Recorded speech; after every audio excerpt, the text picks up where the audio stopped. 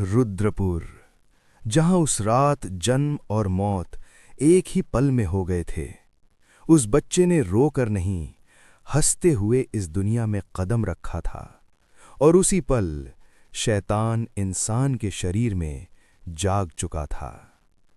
हल्की दिल की धड़कन, सुबह हो चुकी थी, बारिश रुक गई थी, आसमान साफ था, लेकिन रुद्रपुर में कोई अपने घरों से बाहर नहीं निकला। गली के कुत्ते जो रात भर भौंक रहे थे, अब पूरी तरह चुप थे। मंदिर की घंटी जो हर सुबह बजती थी, आज नहीं बजी। रुद्रपुर में सुबह तो हो गई थी, लेकिन डर अब भी जिंदा था। राघव के घर के अंदर एक अजीब ठंड फैली हुई थी। उसकी पत्नी बिस्तर पर पड़ी थी, आंखें खुली थीं, लेकिन शरीर बर्फ की तरह ठंडा। वो मर चुकी थी, और उसी के पास नवजात बच्चा, जिंदा, सांस लेता हुआ, न रोता हुआ, न हंसता हुआ। सबसे डरावनी चीज उसकी आंखें। वे दीवारों को नहीं देख रही थीं, वे इंसानों को भी नहीं देख रही थीं। वे सीधे दूर हिमालय की बर्फीली चोटी की ओर टिकी हुई थीं, जैसे कोई वहां से इसे देख रहा हो। इधर गांव के कुएं का पानी आज बर्फ जैसा ठंडा हो चुका था। एक बूढ़ा आदमी जैसे ही पानी निकालता है, उसके हाथ कांपने लगते हैं। बाल्टी जमीन पर गिरती है।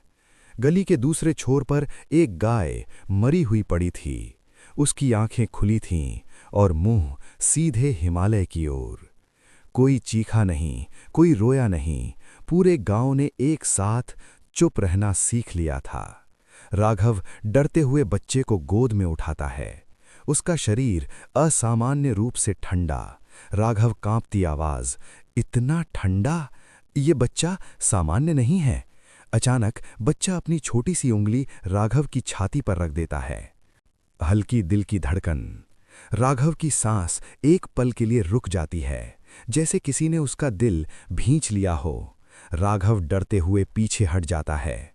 बच्चे के होंठ हल्के से हिलते हैं, कोई आवाज नहीं, लेकिन एक अजीब मुस्कान, और वो फिर से अजीब नजरों से हिमालय की चोटी की ओर देखता है, जैसे किसी का इंतजार कर रहा हो। और इधर गांव में लोग धीरे धीरे घर से बाहर निकलते हैं, एक दूसरे की तरफ देखते हुए फुसफुसाती हुई आवाज में बातें करना शुरू करते हैं। एक आदमी कहता है, ये देवता का संकेत है। तभी दूसरा आदमी बोल उठता है, ये क्या कर रहे हो? देवता का संकेत? कल रात से जो गांव में हुआ है, वो तुम्हें देखा नहीं है क्या? उसे छोड़ो भी, देवता तो आज सुबह से मंदिर में पूजे की आवाज नहीं हो रही है। और जरा उधर देखो, पंडित जी पेड़ के नीचे कैसे बैठे हैं, जैसे कोई डर उनको अंदर ही अंदर खा रहा हो। फिर एक आदमी कहता है, नहीं, ये अपशकुन है, इसे मार देना चाहिए। इधर गांव वाले चर्चा कर ही रहे होते हैं, और इन सब के बीच पंडित जी चुप खड़े थे। उनकी नज़र बार बार हिमालय की ओर जाती है। पंडित जी धीमे स्वर में, अगर ये बच्चा वहां देख रहा है, तो कोई वहां से इधर देख रहा होगा। उसी पल बच्चा हल्के से हंस देता है, जैसे बच्चों को उनकी बात समझ आई हो। वहां से दूर हिमालय की ऊंचाई पर बर्फ से घिरी एक गुफा के अंदर 9 साधक ध्यान में लीन हैं।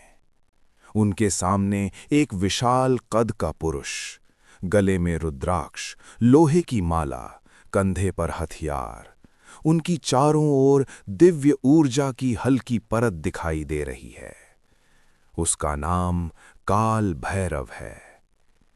अचानक उनकी उंगलियां हिलती हैं, सांस बदलती है, आंखें खुलती हैं। काल भैरव बुदबुदाते हुए, अनर्थ हो गया, उसको शरीर मिल गया। ऐसे कहते कहते वे गुफा से बाहर आते हैं। बाहर आते ही उन्हें हवा में लोहे की गंध महसूस होती है। तभी उनकी नजर नीचे रुद्रपुर गांव पर पड़ती है। जिस पल बच्चे की आंखें हिमालय की ओर उठीं, उसी पल काल भैरव जाग चुके थे। काल भैरव का भारी स्वर, इस बार उसे शरीर मिल गया है।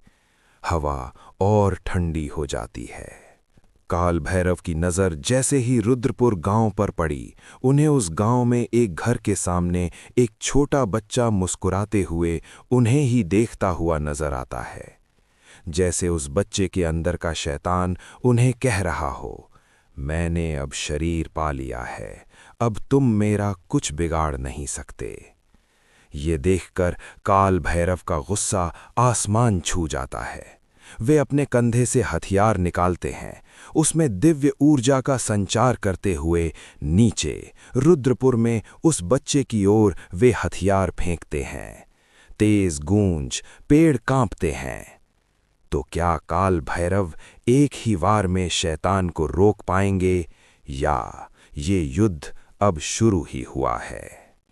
जिस हथियार को देखकर पहाड़ कांप उठे, जिस शक्ति से हवा तक डर गई, वो वार अगर लगा होता तो कहानी यहीं खत्म हो जाती।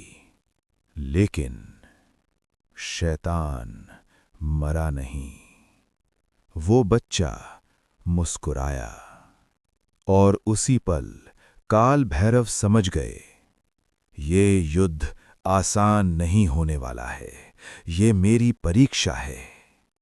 एपिसोड 3 में पहली बार खुलेगा काल भैरव की शक्ति का रहस्य और पता चलेगा क्या इंसान के शरीर में शैतान को रोका जा सकता है। एपिसोड 3 जल्द आ रहा है। क्या होगा आगे रुद्रपुर गांव का? इस रोमांचक और खतरनाक कहानी का अगला एपिसोड सुनने के लिए बने रहिए हमारे साथ। तब तक के लिए बाय बाय। आपका दिन अच्छा बीते।